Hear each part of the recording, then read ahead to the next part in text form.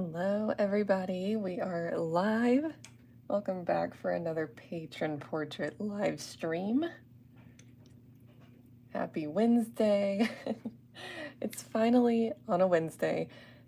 These patron portrait live streams were always supposed to be on Wednesdays, but the first 2 weeks it just did not happen. I had to reschedule for Thursday, and I was like, am I gonna have to start making these Thursday live streams? But finally this week we made it work.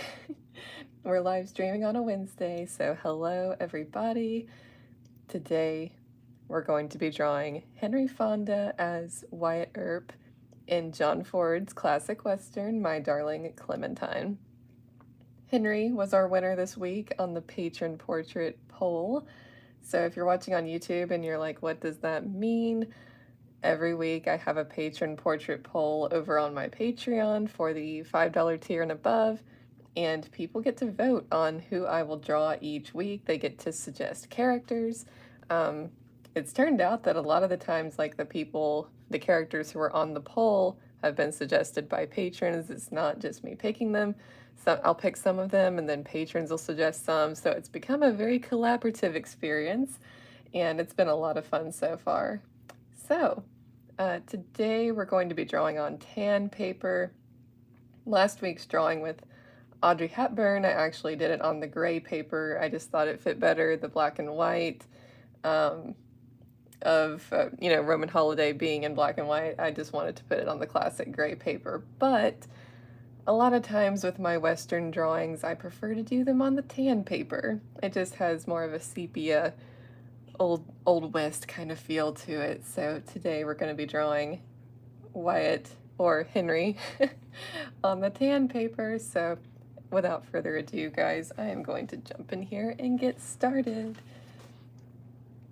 In typical Madison fashion, I forgot to lay this drawing out yesterday like I was supposed to, so I was frantically doing it this morning. I was like, oh my gosh, the drawing's not ready. But it's okay, it all worked out. Hello, Michael, welcome.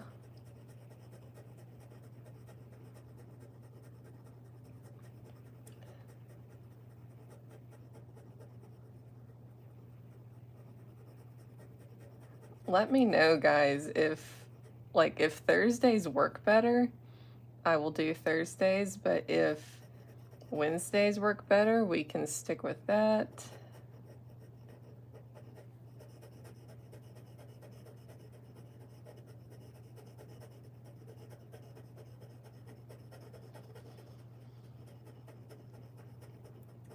I know it's hard for a lot of people to make the live streams because they're in the middle of a work day, but early in the day just works better for me with my schedule, so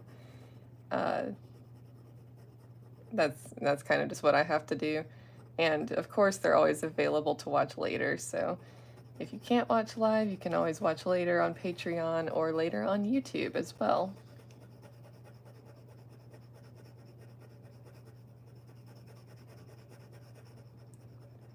How are you doing today, Michael? It's been a rainy week here in Alabama.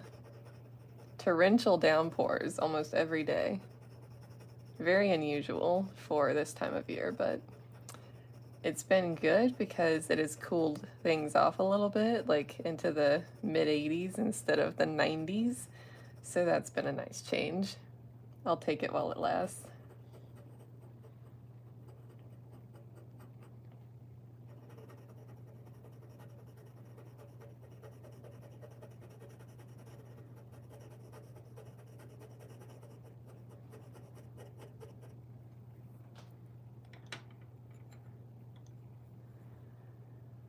I don't know why I'm starting over here.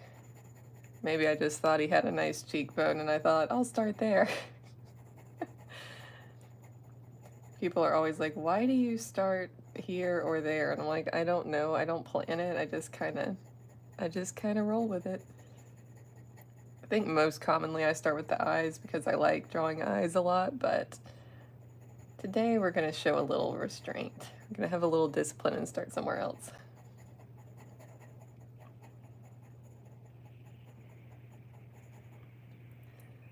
I'm glad to hear it, Michael, that the weather's been good there in Boston.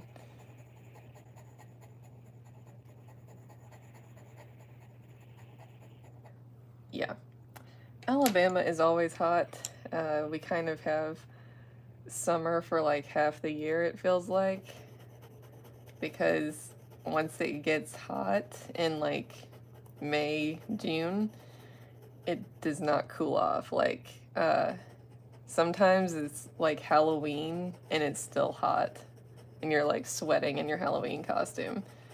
That always stinks. Like, I'm just like, why? You know, it's almost November. Can we like cool off now, please?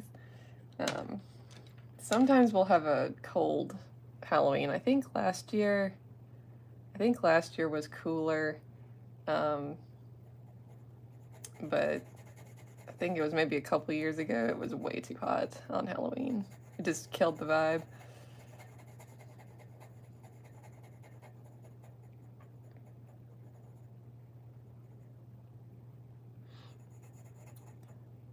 Oh, you're at your sister's place on Cape Cod. That sounds nice.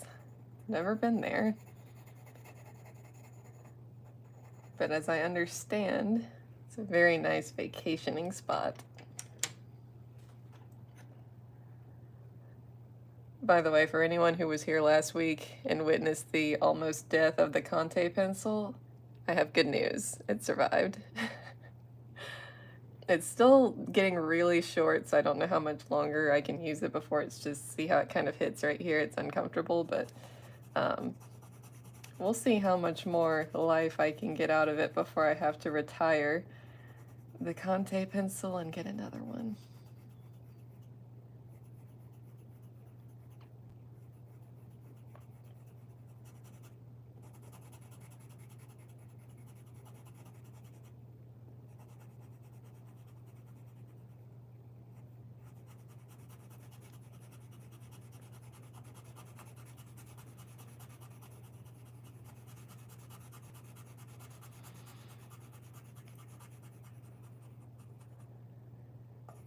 Not today, but tomorrow is actually my dad's birthday and one of my niece's birthdays. They were born on the same day, which is really weird how that happens a lot in my family. But their birthdays are both tomorrow, so we're all going out to celebrate their birthdays tonight. And it's my dad's 70th birthday. Crazy. The big 7-0. And my niece is turning 7.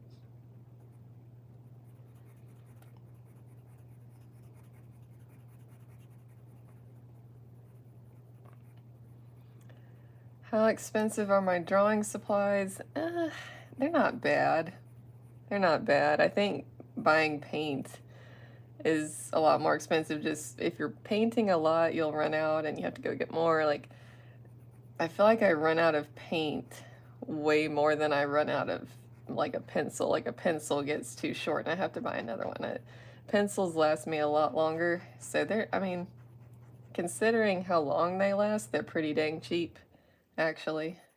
Paint, like dealing with paint and canvases is a lot more expensive. But thankfully, Hobby Lobby often does sales.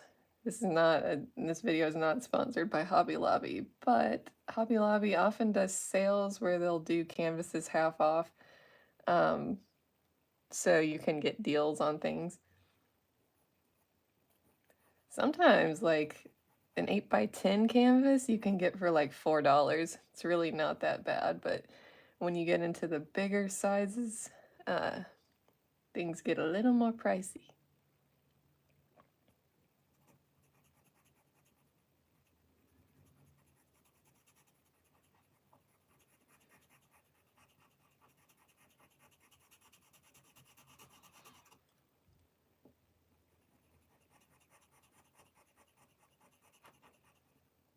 It's funny that I'm now drawing Henry Fonda as Wyatt Earp, because I've drawn Wyatt Earp before, but it was the Kurt Russell edition. So now it's interesting to be drawing someone else's Wyatt Earp. And I still think, like, Henry did a fantastic job.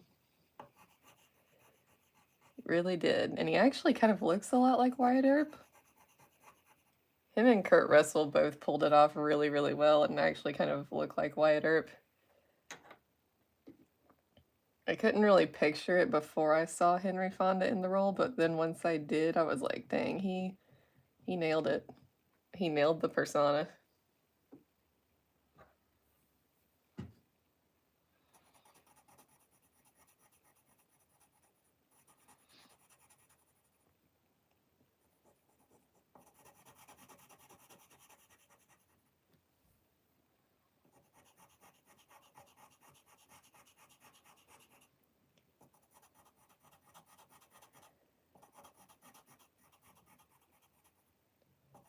I hope you guys enjoyed the time-lapse video last week of the Audrey Hepburn drawing.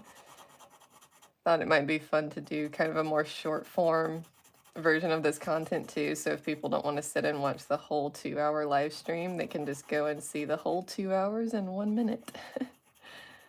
See the time-lapse version of the drawing. I think I'm going to do that every week. It was fun putting that together.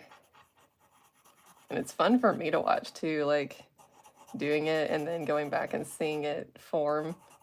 Like the 2 hours take shape in just 1 minute. It's cool.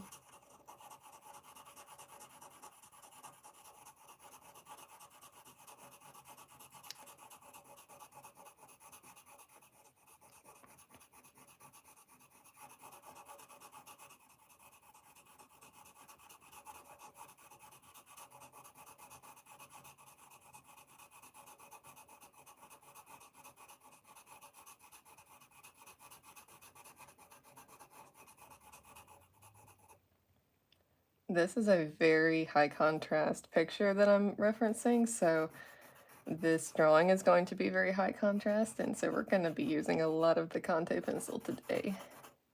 Going to have some fun with some really dramatic values on this one.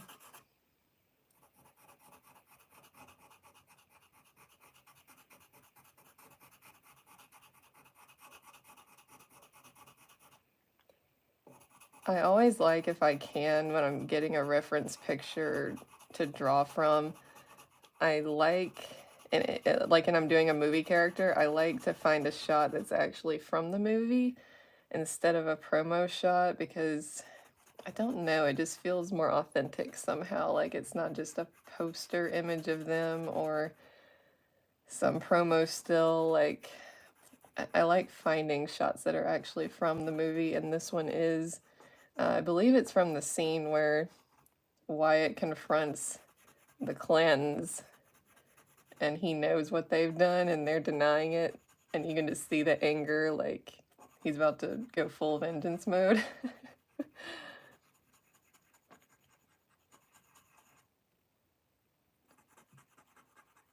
So he's just got this stoic but kind of anger burning behind the eyes in this picture, and I love it. It just encapsulates the character of Wyatt Earp.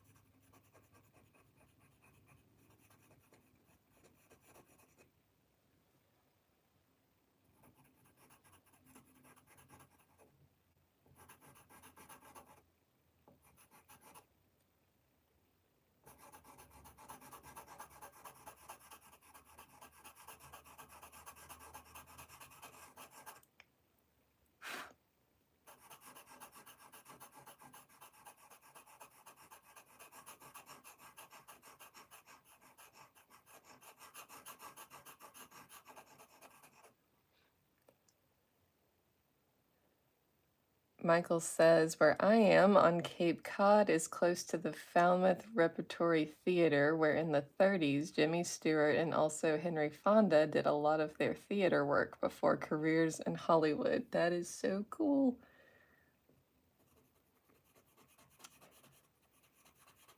Big fan of both. And as I understand it, I think they were like BFFs. Like they were really close friends, even though they had a lot of differences. They still managed to get along and be good friends.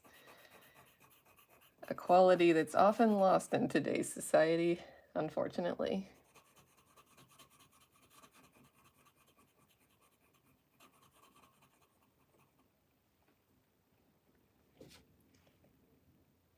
Gotta sharpen the Montee, guys. It gets worn down pretty fast.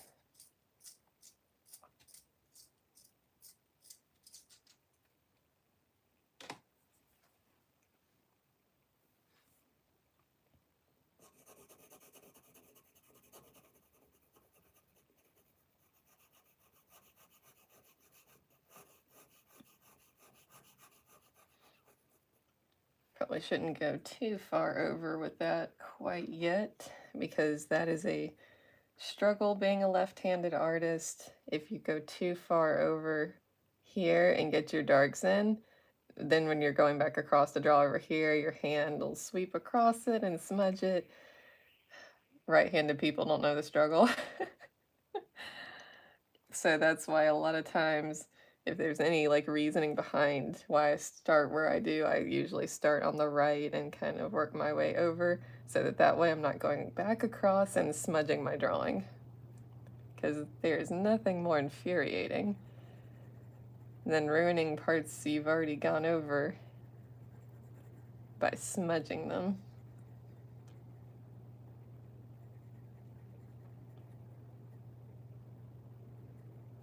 So I would assume most right-handed people would start over here and work left to right, which is more natural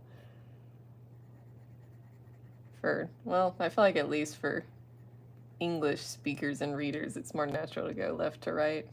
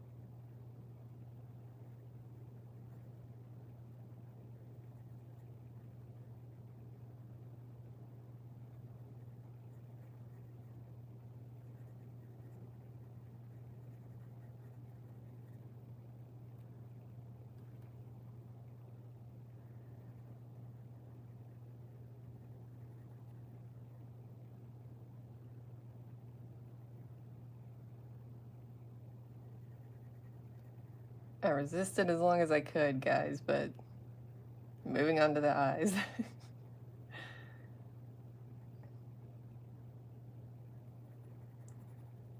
There's something about it, I feel like I kind of set my values with the eyes, if that makes sense, and it kind of gives me a base to work from on the rest of the drawing. So I kind of like setting my baseline with the eyes and then going from there, kind of developing everything else in relation to the eyes, because I think they're the most important part of the drawing. They say the eyes are the windows to the soul, and I think that's true in a drawing as well. Like, people immediately, when they're looking at a portrait, they go to the eyes, because that's how we connect with people.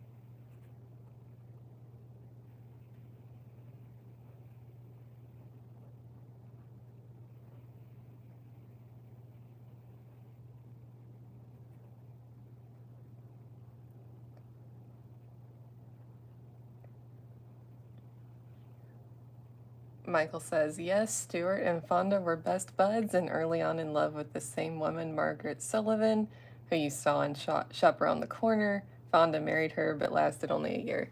I remember hearing that story back when I did that reaction. People were talking about how Jimmy Stewart was just like madly in love with her basically, but she did not reciprocate. It was unrequited, and he was very sad about it. And then that she did get with Fonda, but it didn't last very long. A common story in Hollywood relationships.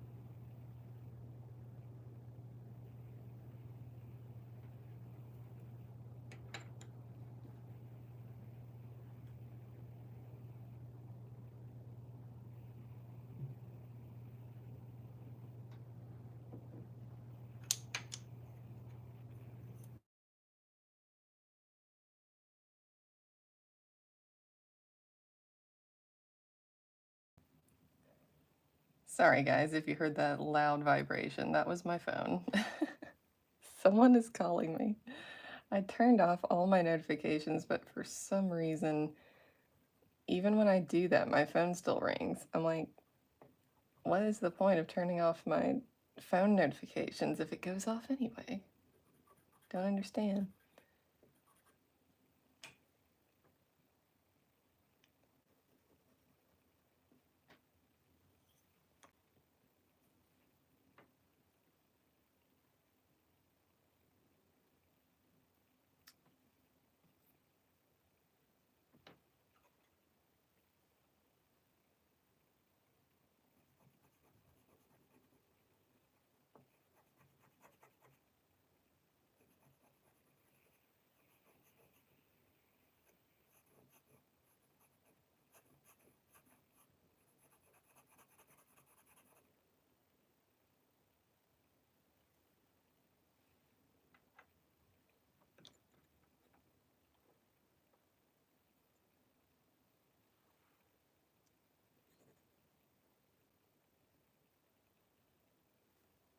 Yes, Michael, I did have Joubert, however you say it, on the poll. That is true. I think that was my first villain on a poll. A villain poll is a good idea. There's so many good ones. Roy from Blade Runner. Yeah, that would be a fun drawing for sure. Especially if I attempted the shot of him in the rain at the end. That would be difficult, but could be fun.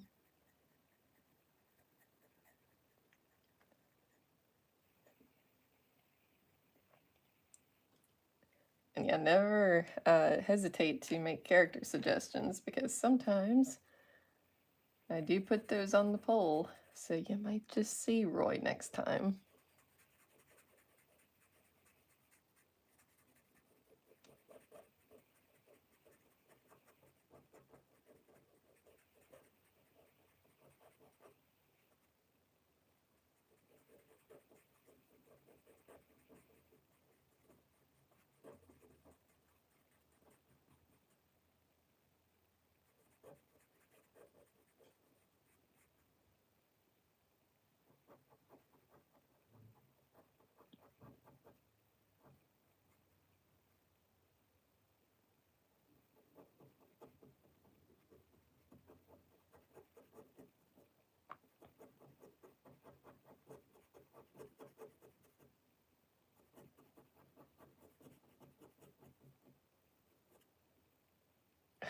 Or Pris in creepy clown mode. No, I don't think so, Michael. That might give me nightmares.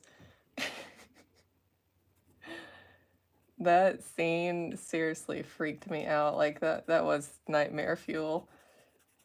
I'm never gonna forget that scene. I was really thrown for a loop by the end of that movie. Like it just went in a very horror direction at the end that I was not anticipating, and I was scared to death. I don't remember what month it was when I watched Blade Runner, but I was thinking to myself, this could have gone. This could have been a Madtober movie.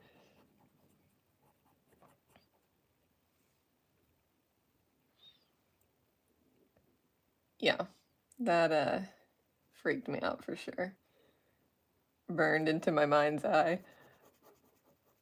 I can't believe Madtober is only a few months away. It always seems like it just comes around so quick.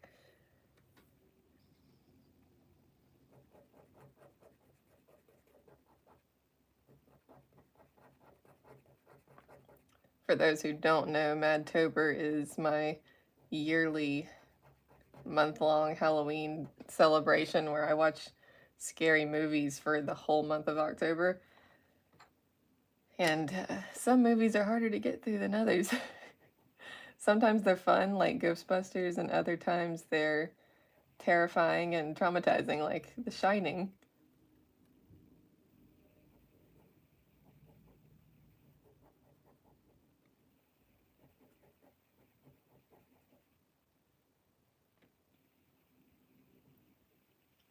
I think last year, one of the best I've ever done has to be Psycho. When I finally got around to that one last year, that was, I think, one of the best reactions I've ever done personally, just because the twist was so crazy and I did not see it coming at all. It was not the twist I thought was coming, and I was just like genuinely shocked. Alfred Hitchcock really got me on that one. He's gotten me several times, but he really got me on that one. Because not only was it just shocking, like I didn't see it coming, but it was also terrifying at the same time. And I was like, what is happening?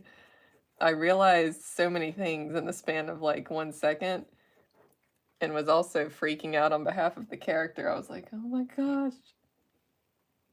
The character in peril, that is.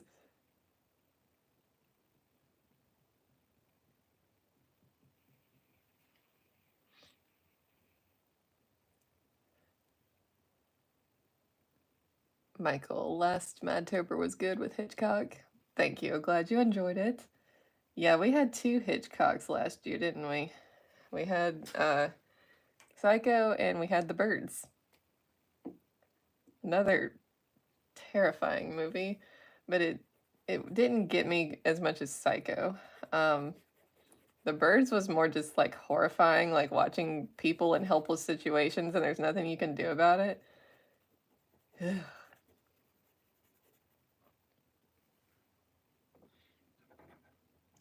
I don't know why, guys, but I did not lay out his mustache over here. I completely forgot.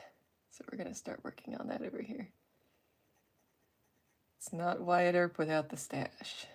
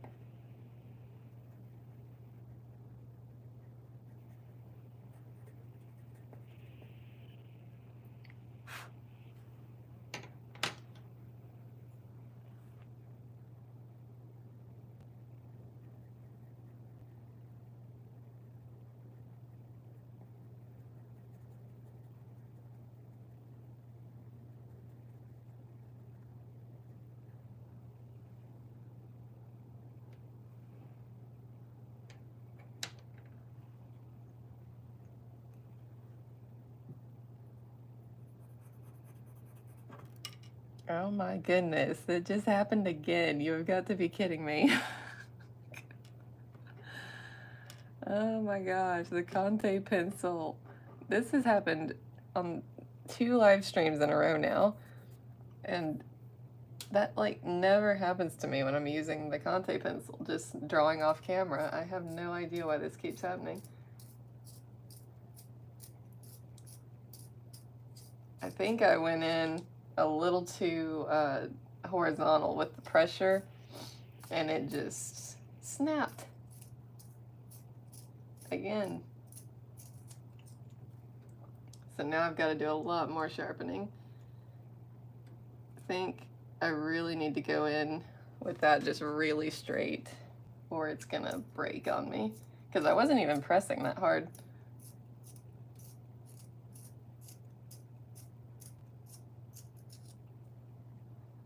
There we go. Okay, let's try this again. Be very careful.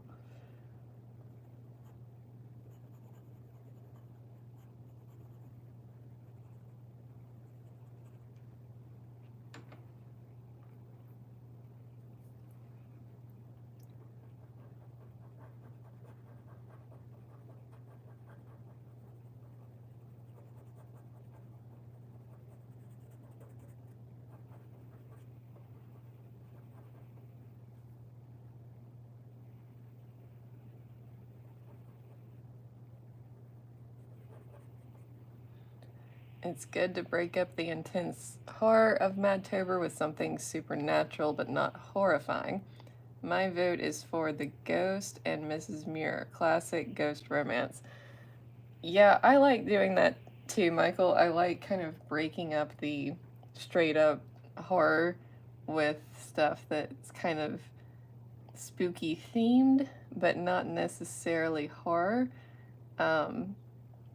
Yeah, I've heard of that movie. Several people have recommended it to me, and I haven't gotten to it yet, but maybe this year. I also have a similarly titled movie, Ghost, on my list, which is also a kind of ghost romance movie, I believe.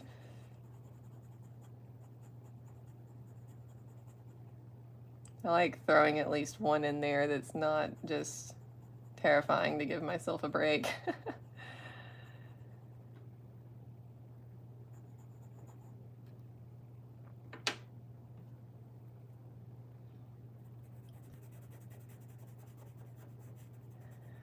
I'm using the tortillon a lot more on this drawing than I normally do because there's so many dark shadows,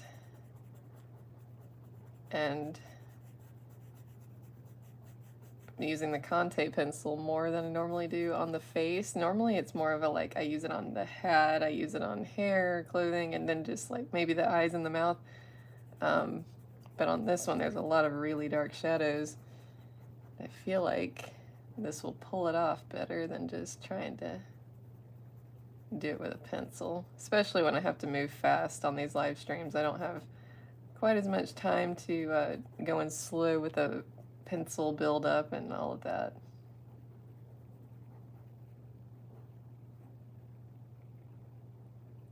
I think this will turn out nice though.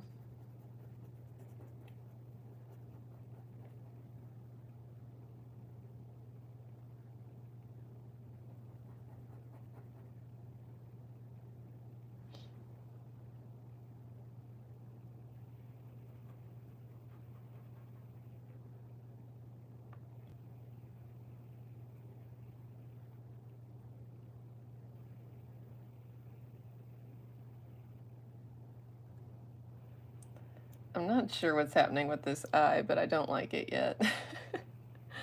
I'll have to come back to it.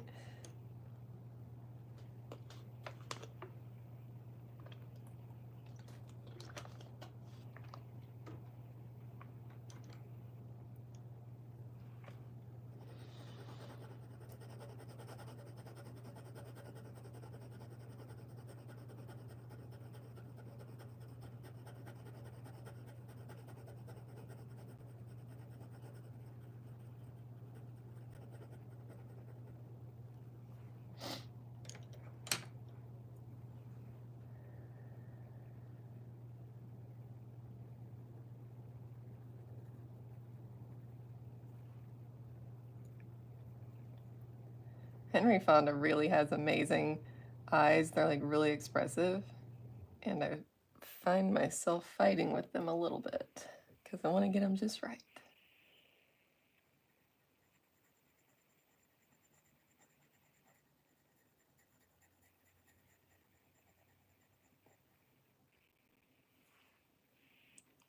Has just these big blue eyes.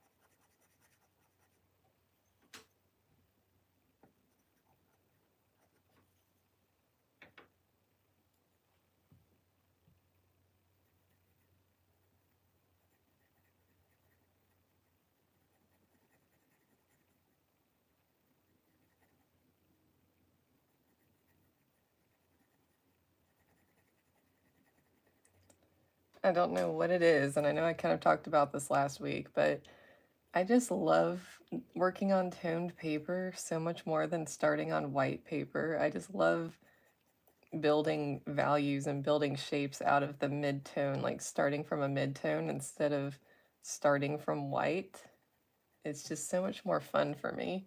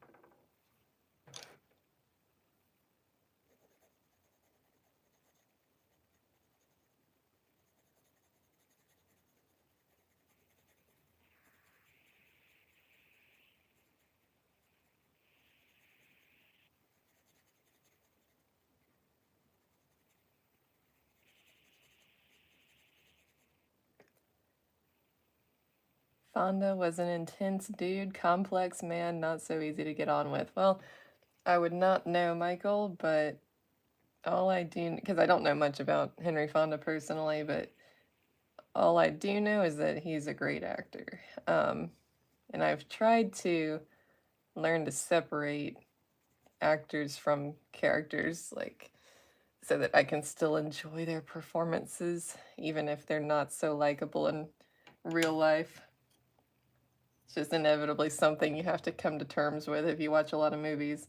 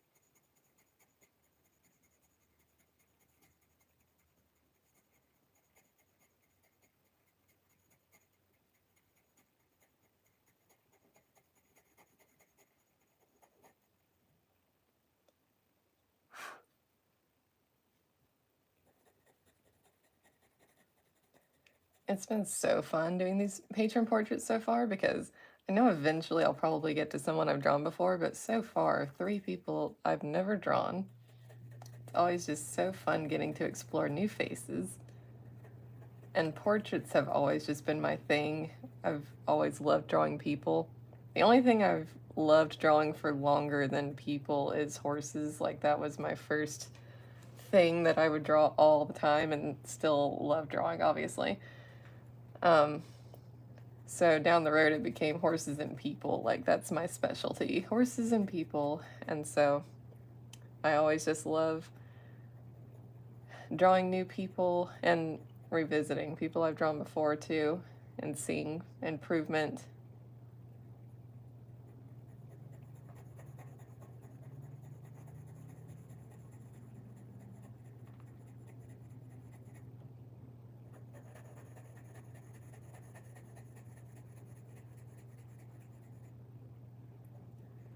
And I love drawing characters that have been in movies I've reacted to. It seems like kind of a special way to commemorate the moment.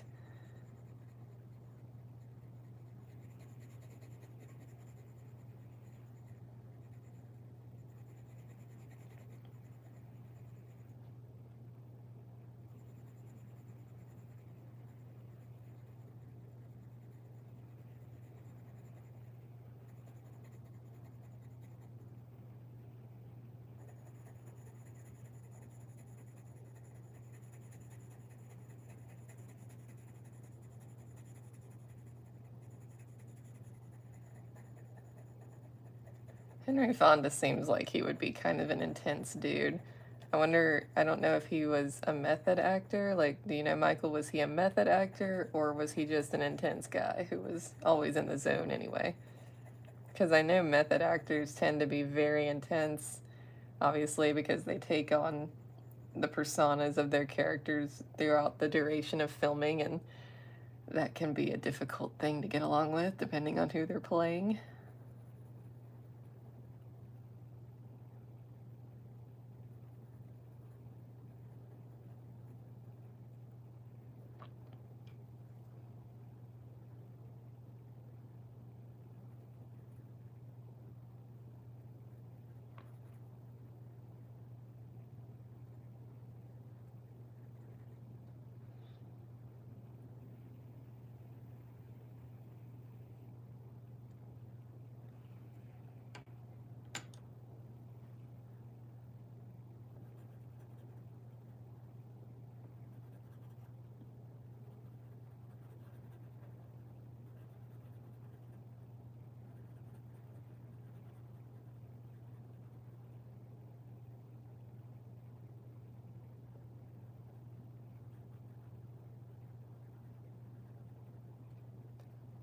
He was before method, but he later enjoyed working with method actors. Interesting. So he was kind of before the movement, but maybe if he had been around when the movement, like, or if he was there at the start of the movement when he was younger, like, maybe he would have been one.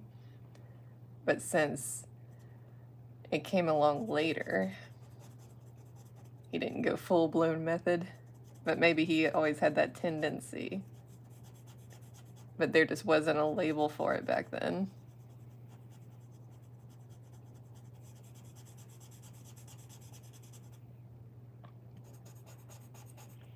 I love hearing about how different actors work and how some of them are so intense and so method and they have to just stay in that headspace, and then others can just come in and out and they're much more chill, for lack of a better word, but they can still just get in and out of that zone like with a snap of your fingers. It's amazing.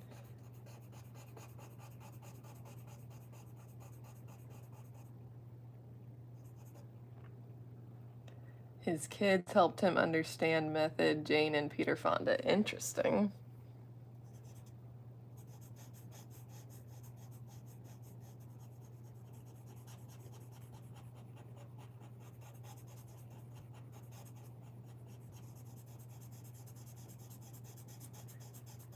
I personally, if I was an actor, which I am definitely not, but if I was, I would not go the method route, just me personally, because that would I feel like that, I mean, if you ever play like a villain or a dark character, you have to live with that for however long you're filming or prepping to film. And then you have to try to just discard that after you've been living that way for months. I don't feel like that would go very well for me.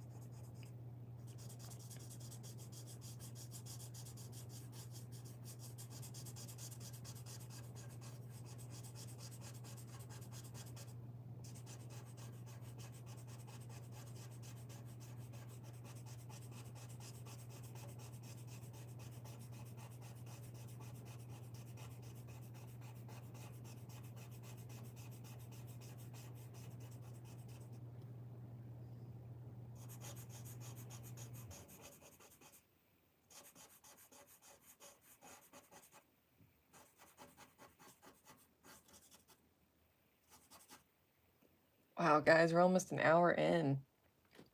I feel like this always happens on these where like I go way too slow in the first hour and then I have to really speed up in the second hour.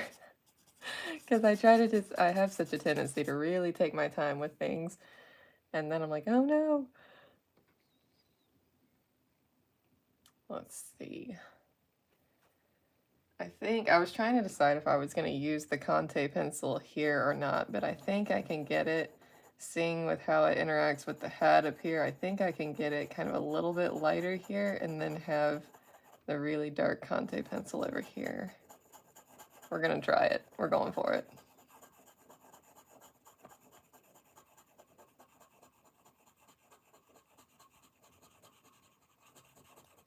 Because I didn't want too much of it to just be black.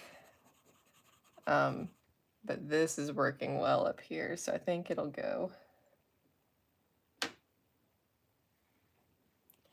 Hydrate. Let's see, where'd it go? There it is. Fonda and Stewart were two who really brought a naturalist style that broke from the earlier stagey style acting that wasn't suited for film. Yeah.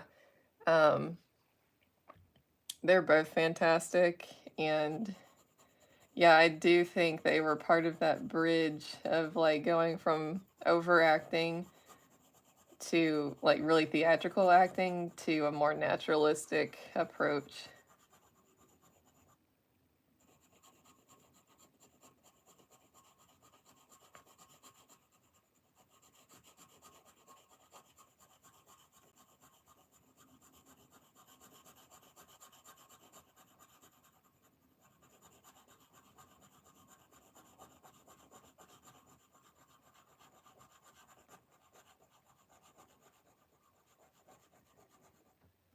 I've seen more Jimmy Stewart films at this point than I've seen Henry Fonda films, so I definitely want to watch more of his, like throughout this year and next year.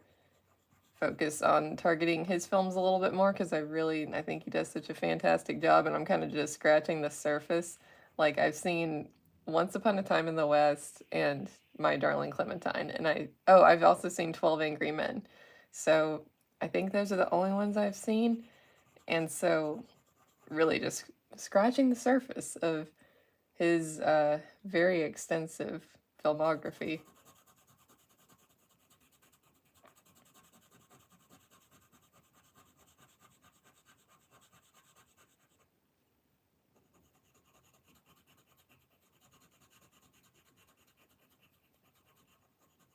I do tend to target certain actors that I really, really like, and try to like intentionally watch more of their movies, like what I've done with Robert Redford and Paul Newman, because I really like both of them.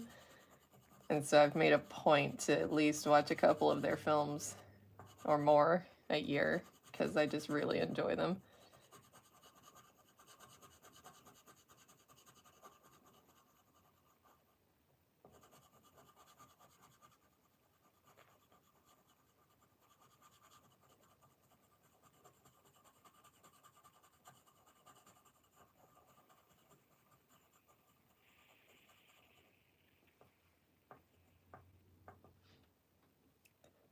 Hello, B-dubs.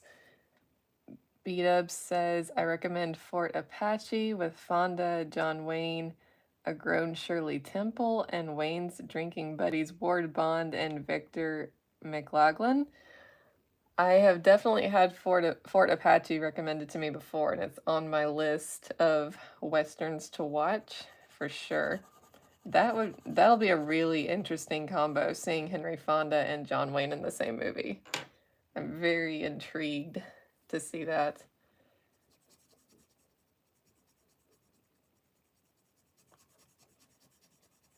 And Shirley Temple, I never watched that show with little Shirley Temple. So that would kind of be my first experience with her, because I've never watched her in anything, so I don't know if that's a crime to, like, watch adult Shirley Temple first, but oh well.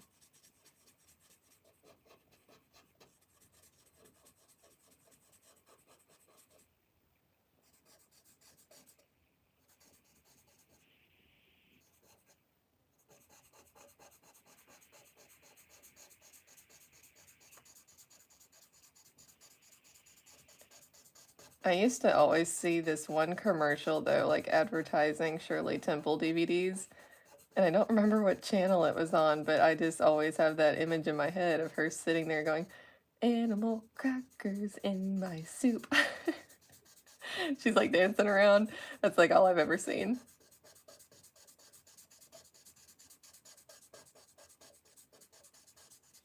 Ooh, I like this, guys. I like how this shadow is forming.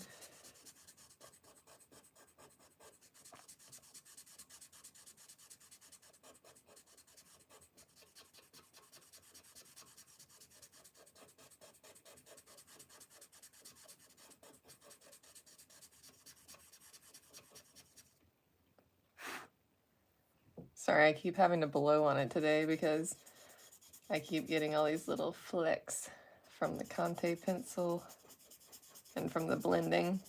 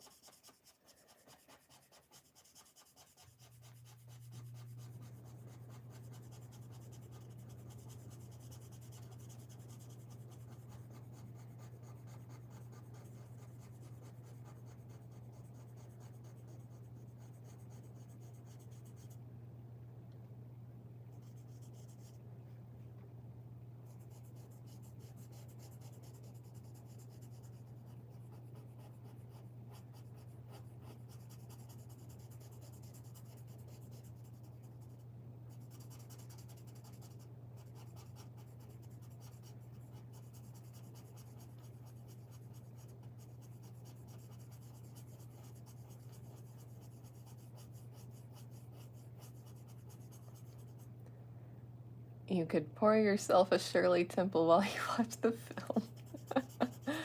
Oh my goodness.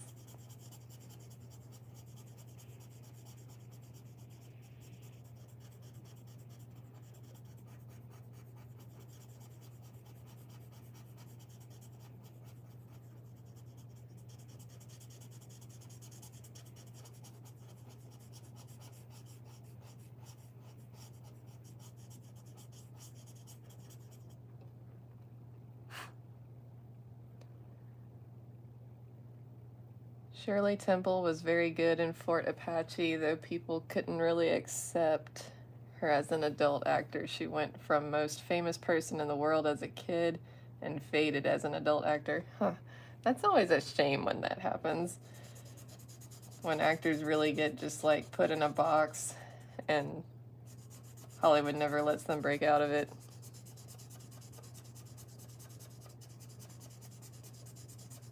Or they just get typecast for the rest of their lives. Always have to play one type of character. I feel like things are a little bit better now when it comes to that, like actors being able to break out of stereotypes and being able to get different kinds of roles. But it's definitely still there.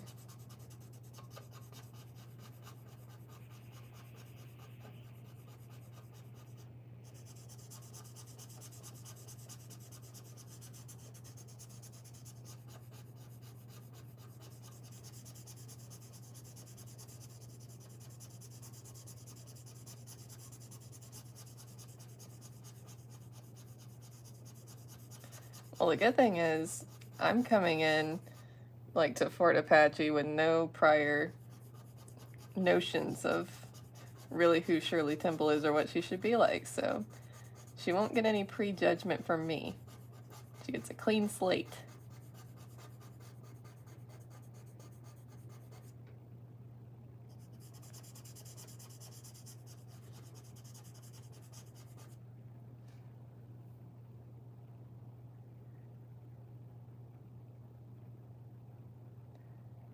Adding vodka or rum makes it a dirty Shirley. Using dark rum makes it a Shirley Temple Black. Well, B-dubs, you're educating me because I know very little about alcoholic beverages or different combinations. I don't drink, so I don't know much about all the different combos and the very creative names folks come up with for them.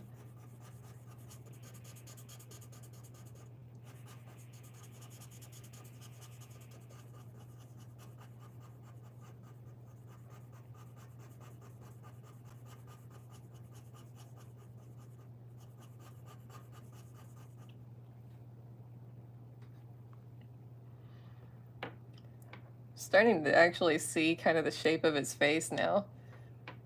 That shadow really just defines kind of everything in this picture of him. Without it, it's kind of like, I don't know what the word is I'm looking for. Couldn't really find the shape of his face until you put that shadow in.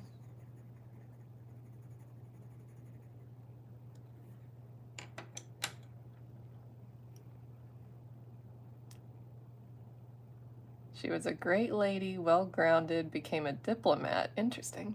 Her mother kept her from ending up like some tragic child actors in Hollywood. She married Charles Black and used the hyphenated surname. Huh, interesting.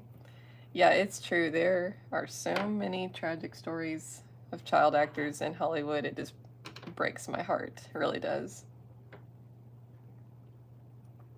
It's hard not to be in that world and well, it's hard to be in that world is what I'm trying to say without getting screwed up a little bit, unfortunately.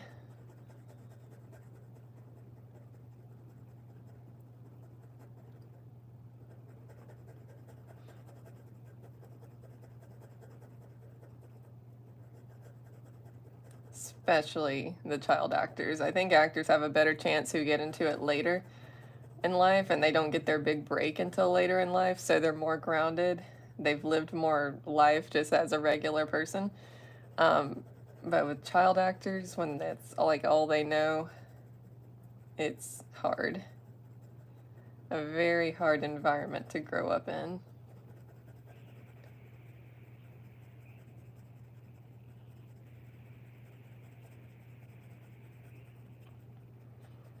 I also feel like you'll find a lot more grounded actors who are like British, for example, because they're not as much part of the Hollywood uh, machine or whatever you want to call it. Like they have more of a distance from it. A lot of them don't live in Los Angeles. They still live over in Britain, so they have a little bit more distance from it, and so they can, I think a lot of times they can stay a little more grounded, have a little more privacy.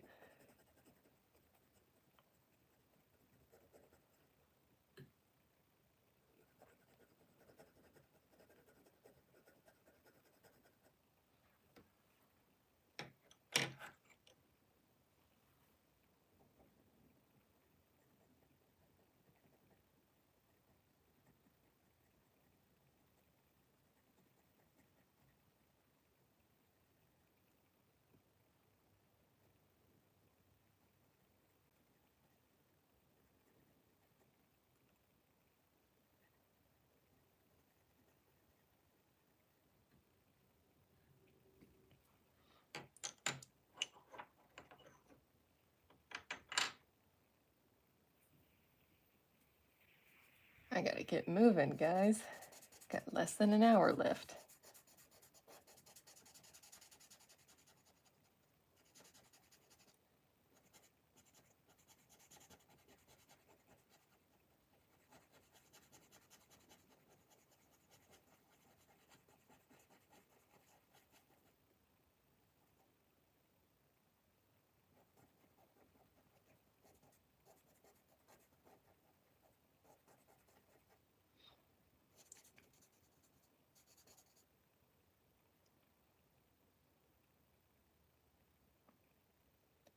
A Roy Rogers cocktail is the same as a Shirley Temple, but with cola instead of ginger ale. Interesting. So Roy Rogers has his own cocktail too. I did not know this.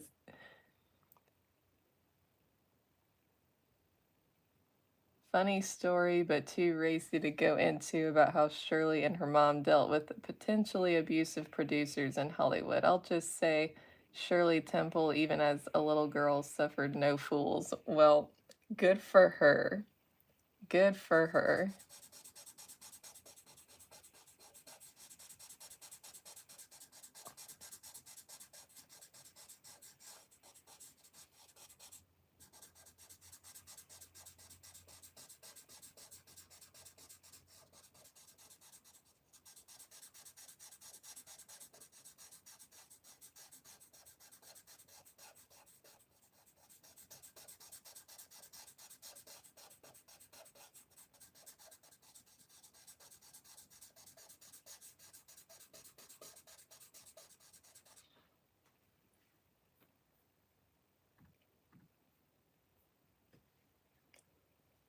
Okay, I think I'm gonna do, let's see. I think I need to do some more work on his hat. We need to get moving along on that.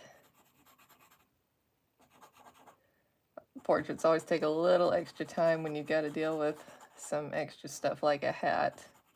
Hats take longer than just doing hair.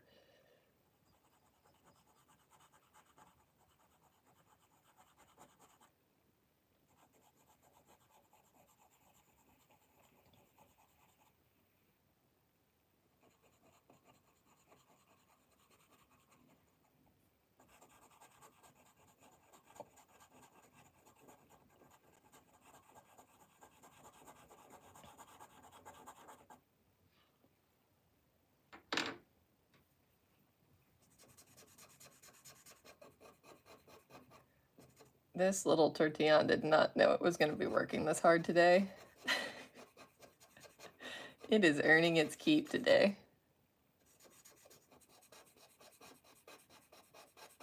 It's screaming on the inside, "Give me a break!"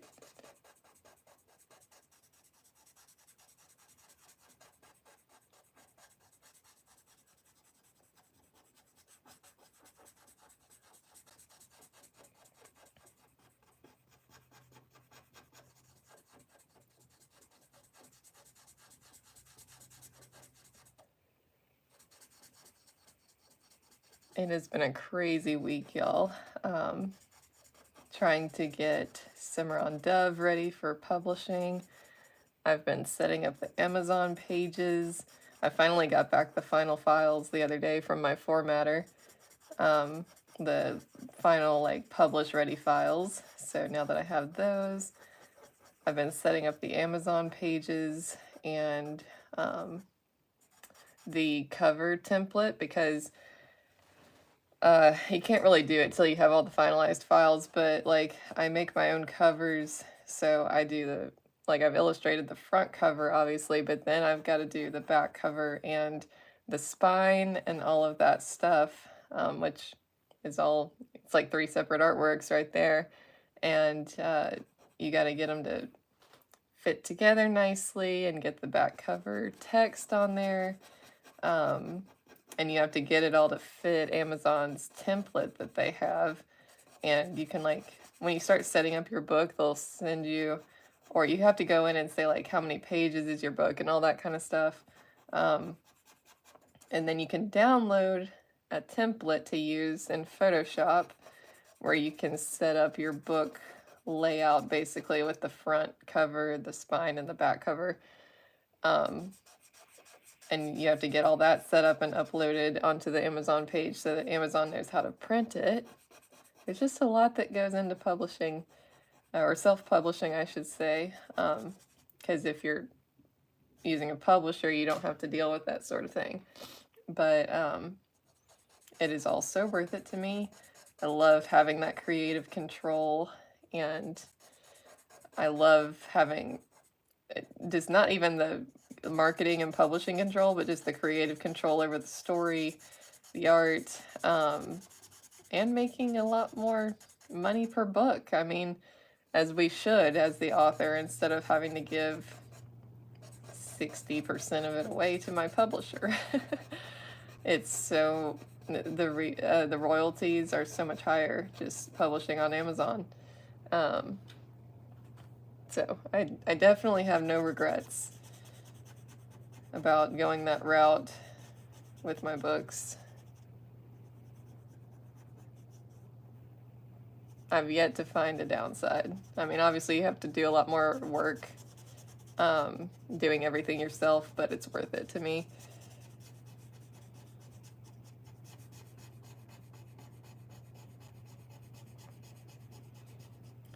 People have asked about pre-orders, and I have not talked about that yet, but I'm planning to start pre-orders like right at the beginning of August, so be on the lookout for that. Probably around, since the book's coming out on September 4th, I was thinking maybe like August 4th, I'll start pre-orders. So yeah. There were also people asking if I would be doing another signing right at launch like I did with Gone Outlaw, and I'm not planning to, and there's a specific reason for that, which may sound kind of money-centric, but the way Amazon operates, unfortunately, your launch week is like the most important week for your book, and if you don't have a solid launch, they'll kind of push your book down in the algorithm and in the search results. I was not planning for this to be a book discussion, but here we go. So it's really important to have a solid launch, and what happened was with Gone Outlaw, like, when I did the signing, a lot of people waited for that instead of just ordering it off Amazon, and so they were ordering it through my website, and none of those sales counted towards Amazon. So that actually kind of hurt me a little bit at launch, not having near as many sales as I would have coming through Amazon, because they're looking at like how many books do you sell in the first week and the first month in particular. And so I'm holding off on doing any kind of signings until later for some Rondev, because I really want to have a solid launch for the book, let it put its best foot forward and not hurt it. Unfortunate that Amazon works that way, but that's just how it is. And I'm trying to learn each time a bit more about how that system works. But it's always changing, so there's always more to learn.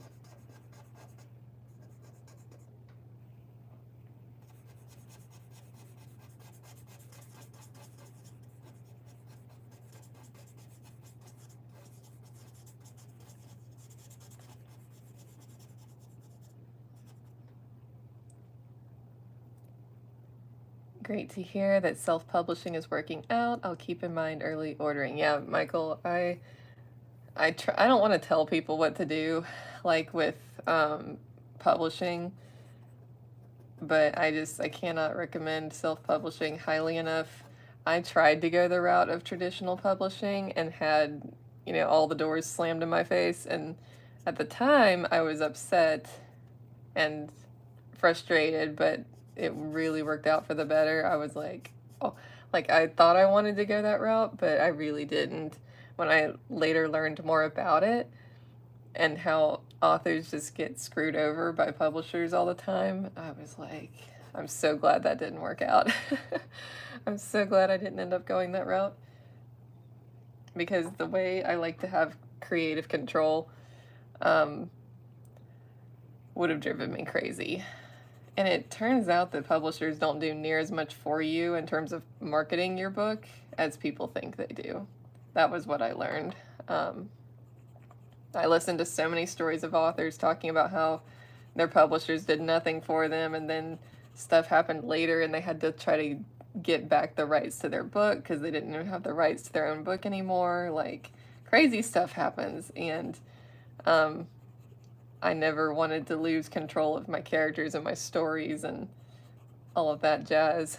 So I was like really glad it didn't happen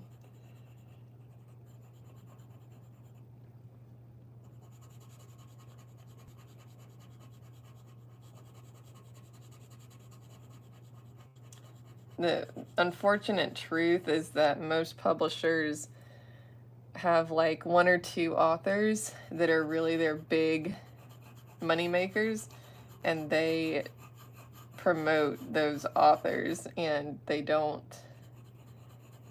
do as much for just the everyday author who they publish. Like, they just have a few favorites that they do most of the marketing work for, and the rest, like the majority of the authors, they don't do that much for you.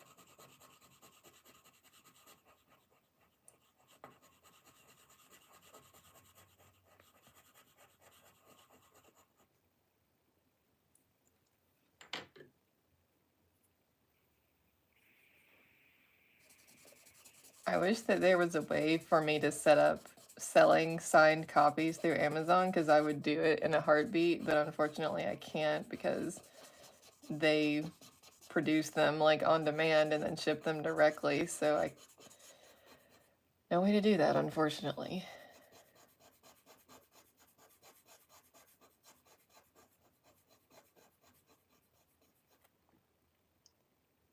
Jimmy Stewart wore the same hat in all of his westerns. Not sure about Fonda. You can trace the grease stain on Stewart's hat in all his westerns. I did not know that. That's so cool.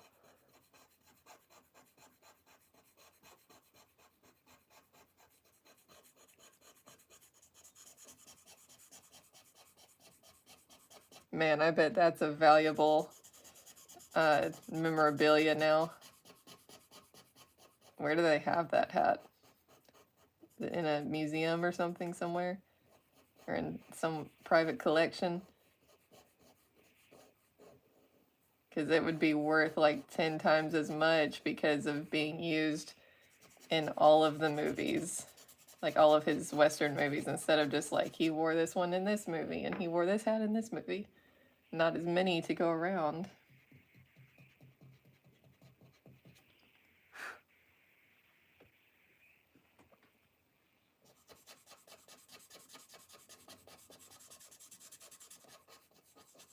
That belongs in a museum, as Indiana Jones would say.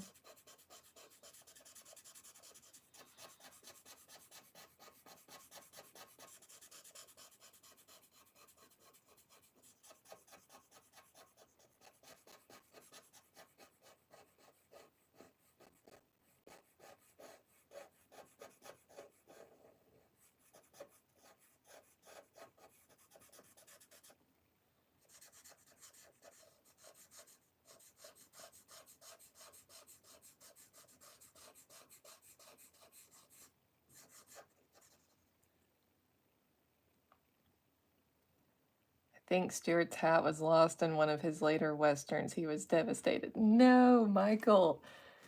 That is not the tragic ending to the story I wanted to hear. How did it get lost? Or did it just get destroyed? Like, if a horse tramples on a hat or something, it's wrecked. But you would think they would keep it even if that happened.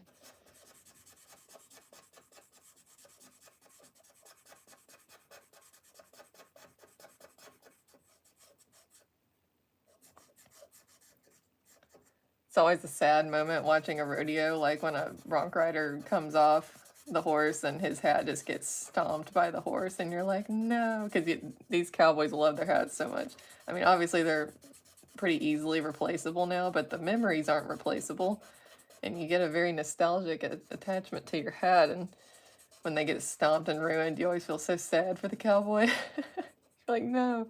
You always wonder, like, how long did they have that hat? How many rodeos has it been to? How much has it seen and endured? And then it just gets crushed.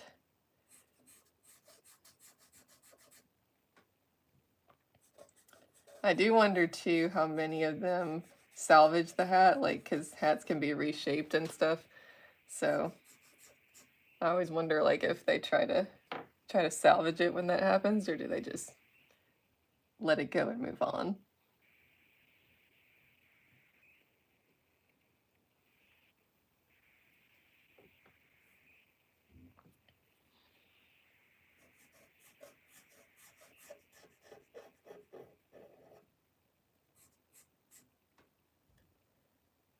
It may have been stolen. Stewart also rode the same horse in almost all of his westerns. I forget his name. Wow, that's cool. So did he own the horse? Man. So someone stole that hat. Well, someone call Nicolas Cage. It's time for another national treasure. He's gonna steal back Jimmy Stewart's legendary hat.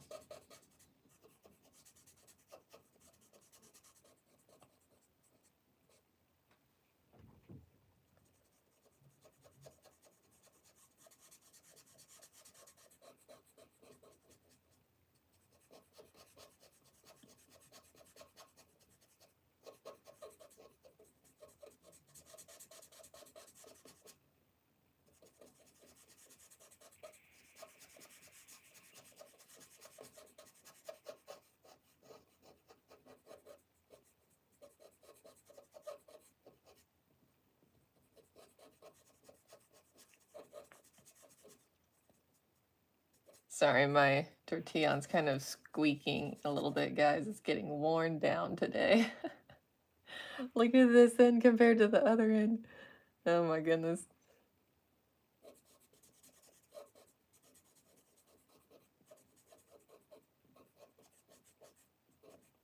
Conquering my fear of the ears, guys. Maybe I'll end up drawing so many ears doing these portraits that eventually I won't be afraid of them anymore.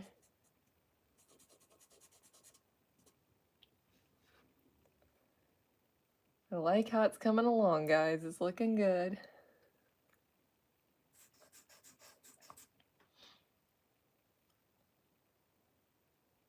There's something about that one eye that's still really bothering me.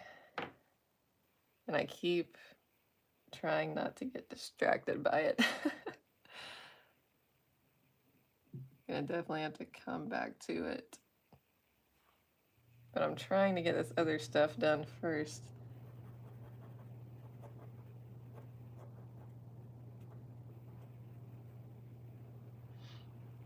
I'll figure it out, guys. I'll figure it out.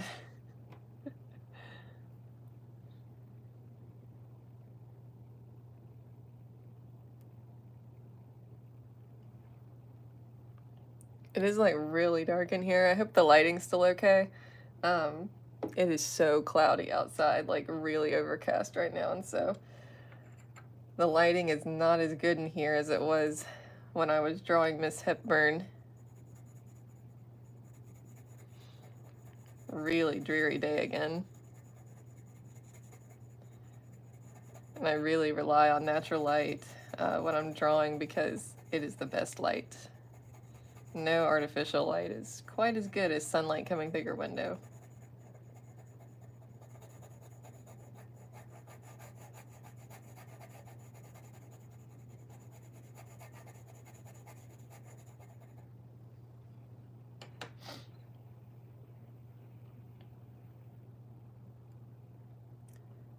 Great intensity in the eyes. Nice work. Thank you, Michael. I am trying my best. I normally don't really have trouble with eyes, but Mr. Fonda is challenging me.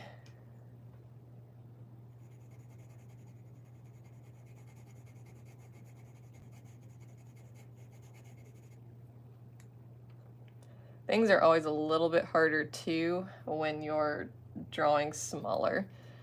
Drawing smaller is always harder than drawing bigger because you have more room to work with. And the smaller the drawing is, the more precise you have to be. So a lot of times smaller drawings are cheaper because they don't take quite as long. You can do them faster, but and you don't have to cover as much real estate, but it's harder doing detail work smaller. You don't have near as much room to get that detail in there. You have to just simplify a little bit more, which is frustrating to detail-oriented people like myself. So it's actually been a fun challenge doing all these smaller drawings. Normally I do 11 by 14s, which is what the size of this paper is, but I draw my little box here and I'm making these 8 by 10s so I can, one, do them faster and do them in a 2-hour live stream. But it's been a nice challenge too, like learning to work smaller, not always just having huge stuff. I never do huge drawings, but 11 by 14 is pretty sizable. A lot more room for detail than in an 8 by 10.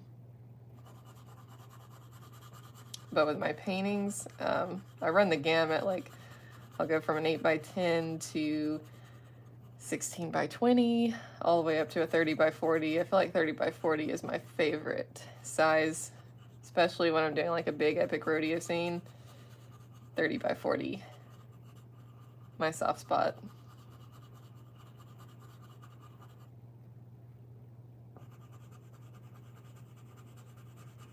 I also really like 24 by 30. When you want to do one that's not quite as big as a 30 by 40, but still has some nice size to it, 24 by 30.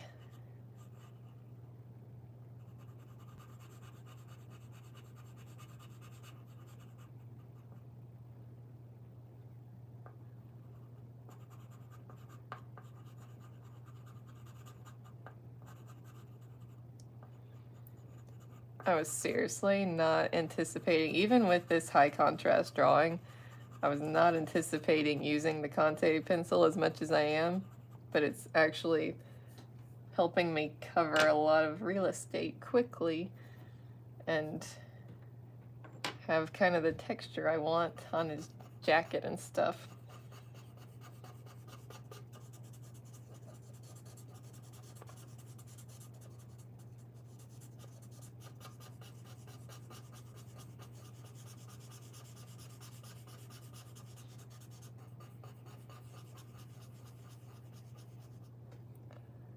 Looked up the name of Stewart's horse. His name was Pie. He was in 17 westerns, also used by Glenn Ford, Kirk Douglas, and Audie Murphy. Wow, that horse was a star. 17 westerns. That's incredible. And his name was Pie. That's so cute. If I say he, it could... Oh, okay, you said he. I was like, was it a he or a she?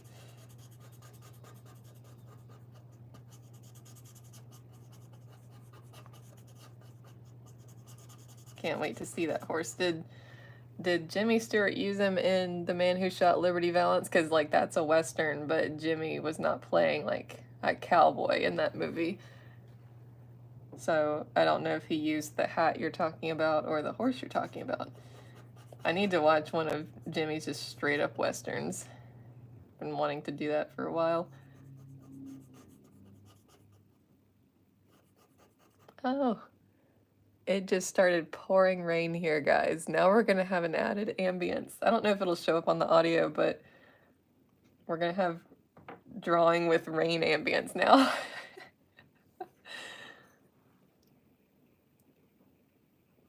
Drawing ASMR with rain.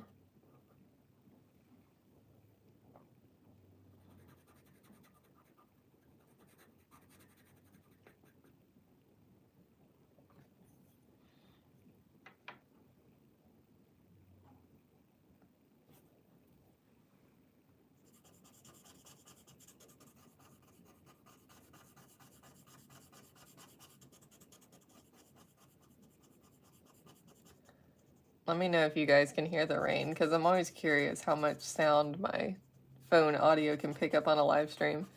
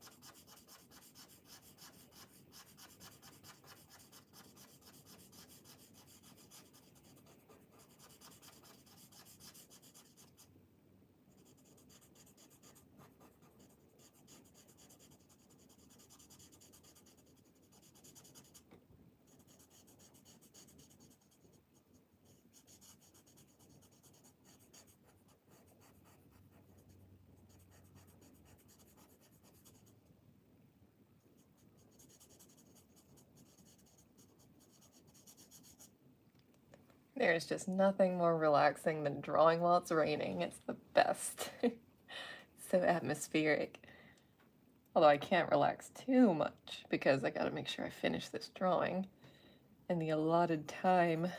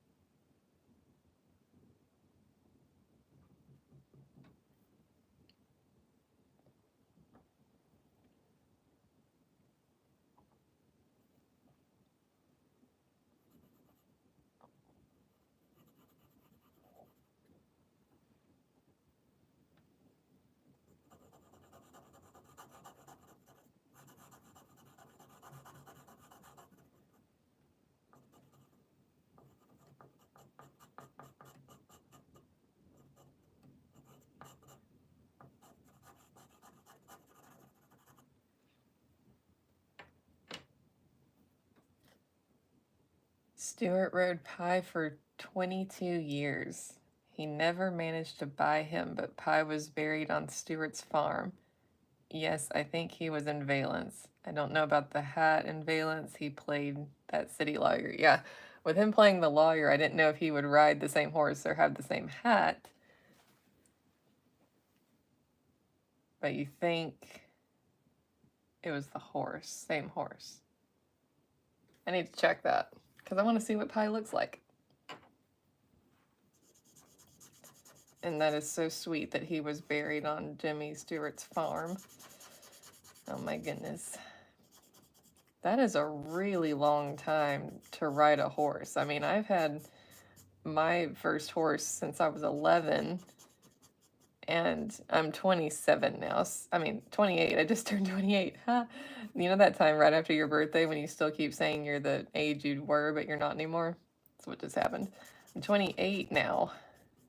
So, like, I've been riding him for 17 years. I mean, riding one for 22 years is a long time. And I don't know how much longer I can keep riding my champion because he's 29 years old now. I actually retired him a little while back, like a year or two ago, because he had an injury and I didn't think I would ever be able to ride him again. And he was already, older at that point. But then he just made a miraculous recovery and he's doing great. So my farrier recommended that I start riding him again because he's always a horse that has liked having a job and having something to do. And he was like, if you don't use it, you lose it, basically. Like, he's just going to sit out there and waste away in the pasture. Like, I think you should at least start taking him on walks again. So that's what I did. And he's doing great. He's starting to get back in the groove. It's been really amazing to see.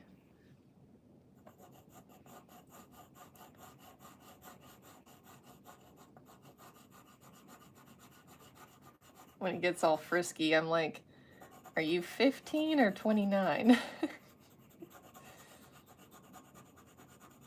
He's still got some spunk in his step. Yeah, Michael.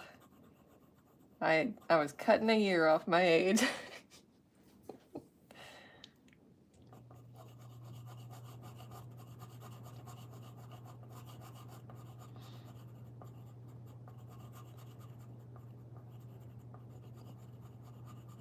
I feel like it takes a few months to get used to saying your new age, because you get used to saying one number and then you have to reacclimate.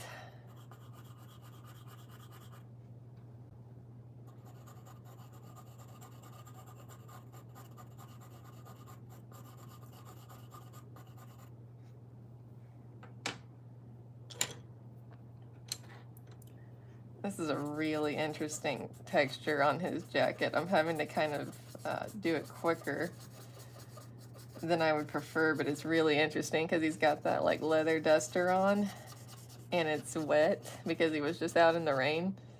And so it's just got these really interesting little water droplets all over it. Really cool.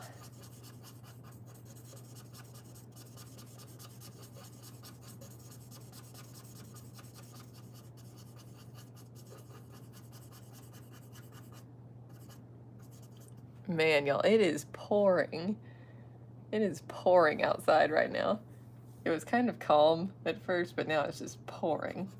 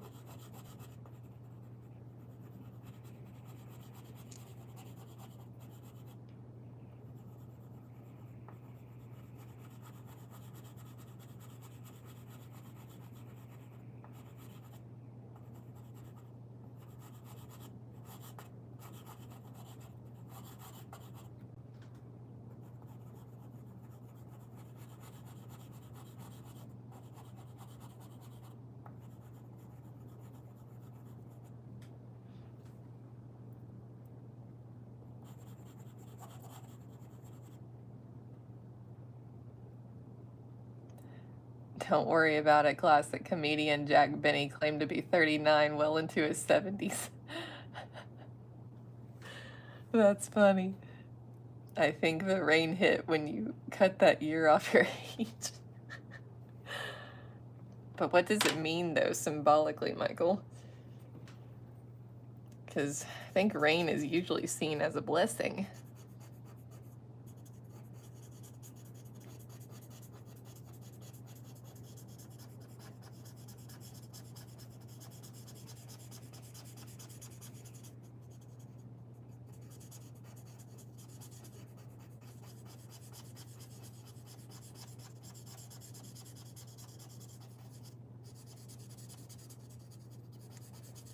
Oh my goodness, I'm down to 20 minutes.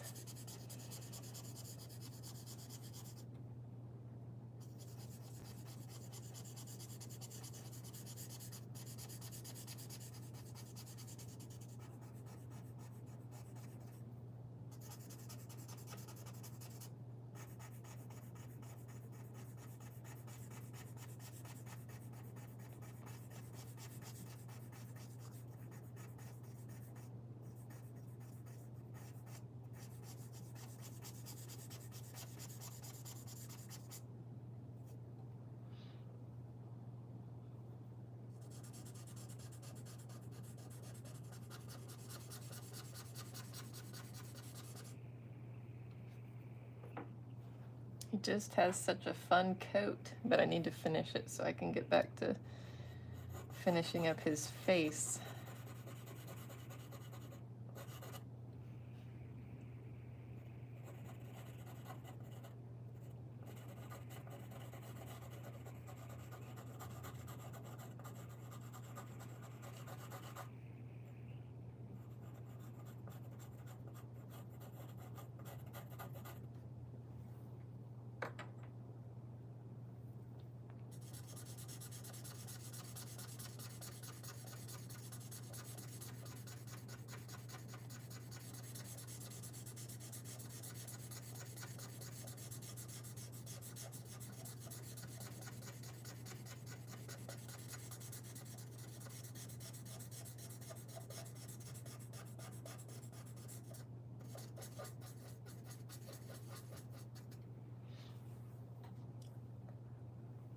cool. I really like how his coat is turning out.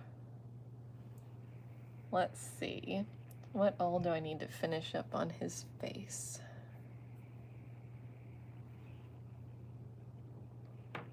Man, I can't figure out, like, are those his eyelashes in this picture? Because they're incredible. There's like, I can't tell, I think it's like a shadow coming off of his eyelashes. Very impressive.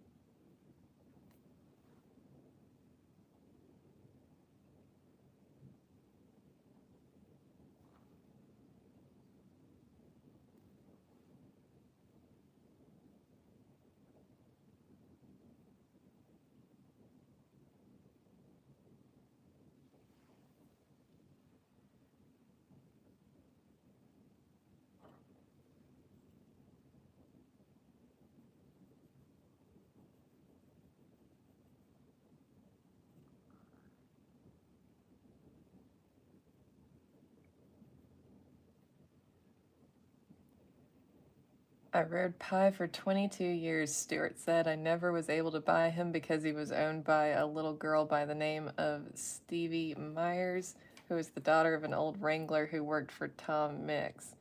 When Hart retired, he gave this horse to Stevie. Pi was a sort of maverick and hurt a couple people, Stewart said. Pi nearly killed Glenn Ford, ran right into a tree. Oh my goodness. So I'm seeing a discrepancy here.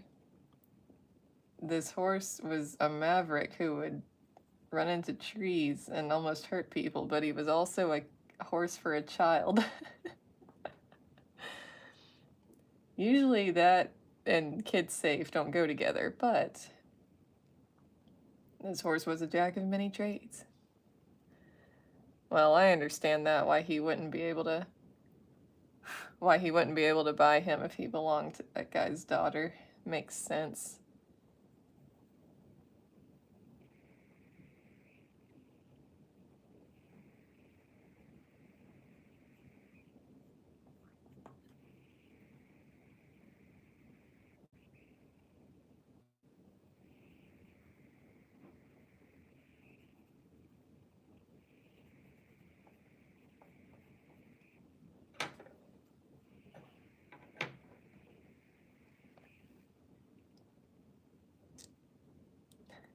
But I liked this darn little horse. He was a bit small quarter horse and Arabian. I got to know him like a friend.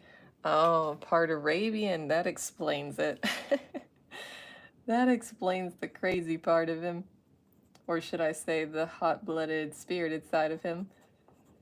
That explains it.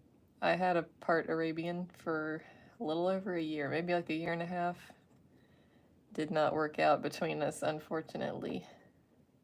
But I loved him. He was good.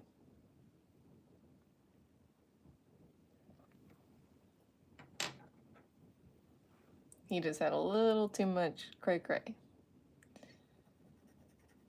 He wanted to go full speed all the time, which was not my speed.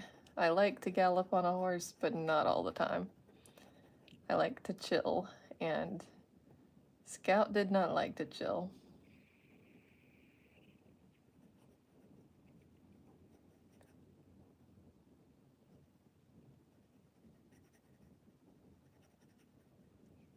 He had no chill, as the kids say today.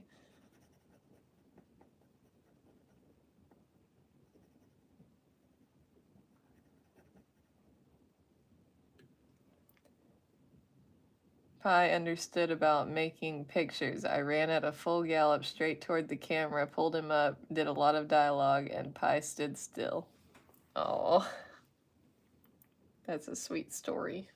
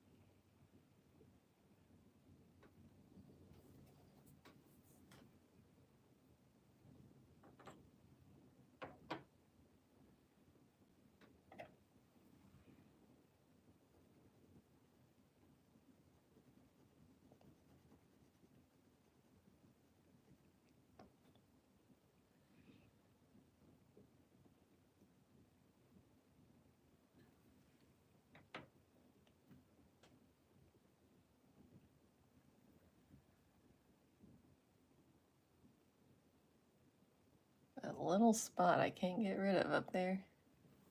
Oh well.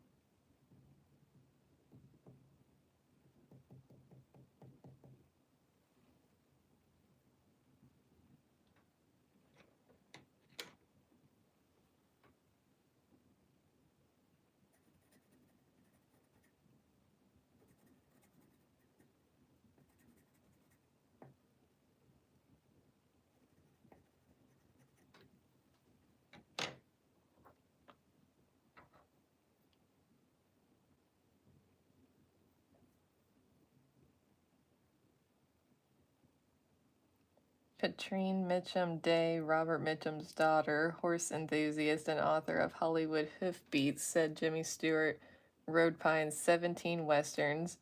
They just became so attuned to each other. Jimmy Stewart just went up to Pie, whispered in his ear, told him what he needed done, and the horse did it.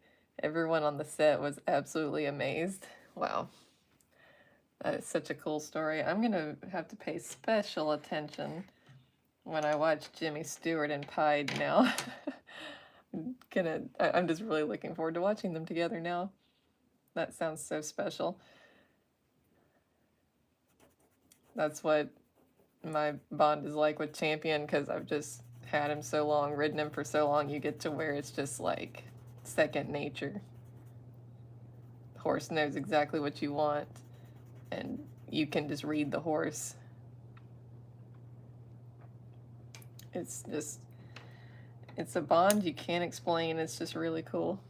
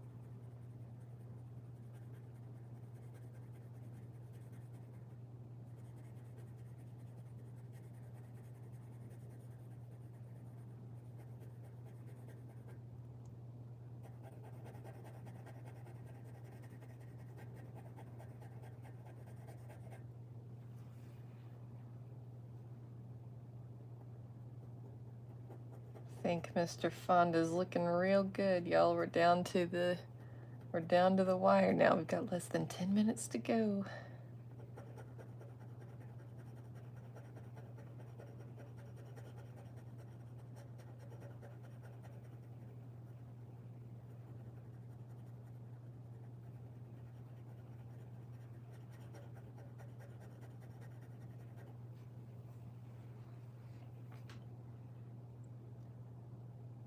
I just have to say, I noticed while working on his eyes, he's got amazing eyelashes. Like, wow.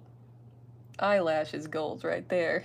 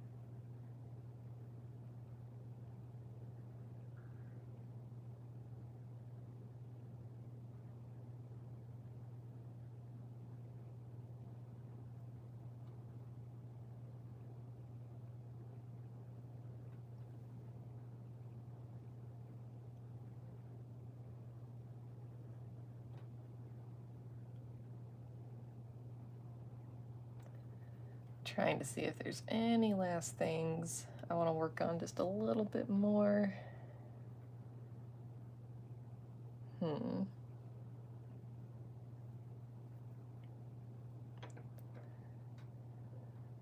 Might want to bring out the highlights a little bit more, but I think we're getting real close, guys.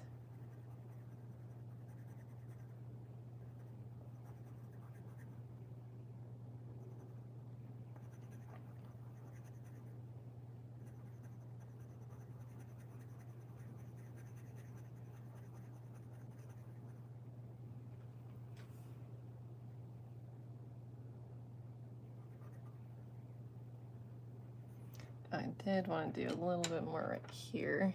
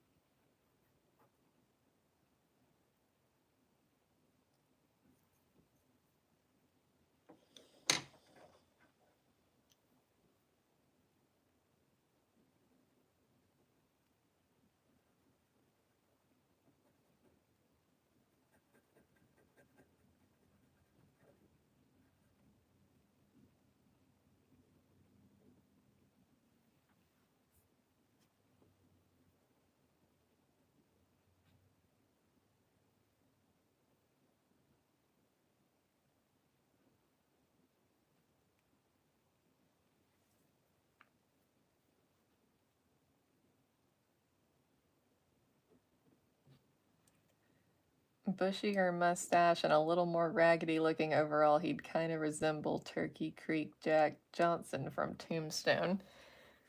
I'd have to do a side-by-side comparison, B-dubs.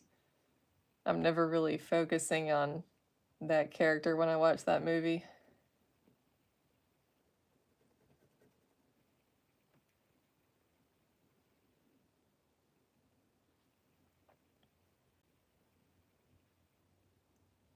Same hat and similar concerned look.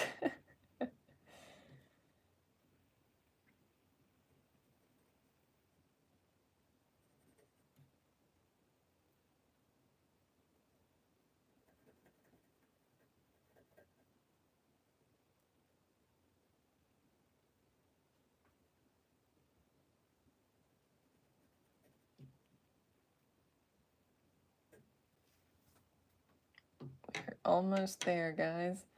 It's always amazing to me how fast this goes by. Time flies when you're having fun.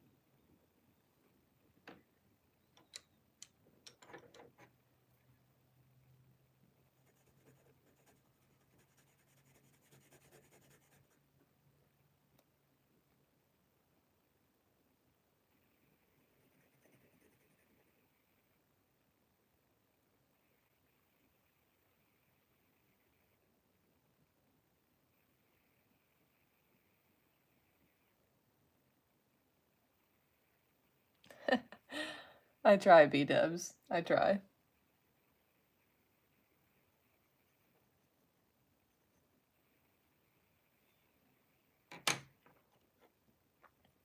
And I appreciate you for recognizing the brand, although maybe you could read it when I was using them, but you are correct.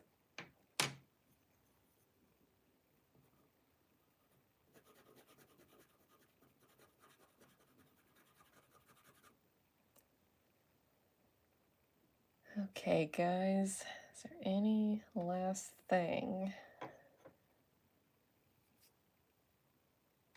Let me see. Maybe just a tiny bit there.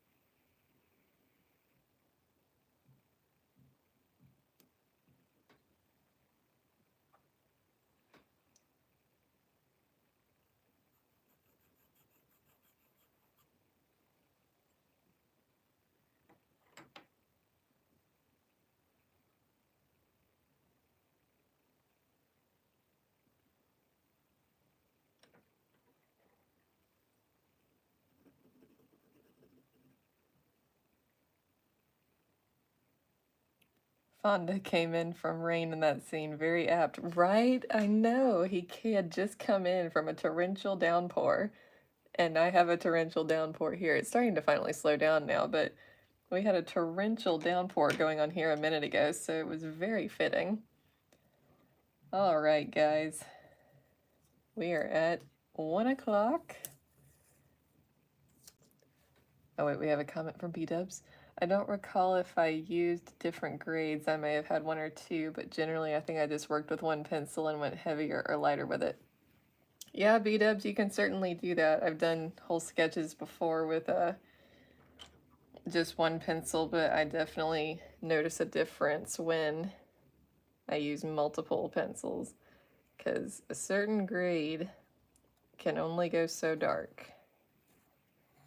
And there's limits, so I like the range of using a lot of different ones. All right, guys, that is it. Here is Henry Fonda as Wyatt Earp. Hope you guys enjoyed this live stream, because I sure enjoyed doing this drawing. I really like how he turned out. Thank you guys for coming along and hanging out with me today in the rain. I hope you guys could hear at least some of the rain ambience, because it was really nice here. Thanks, guys, for hanging out, and I will see you guys next Wednesday, hopefully. Hopefully I won't have to do another Thursday rescheduling.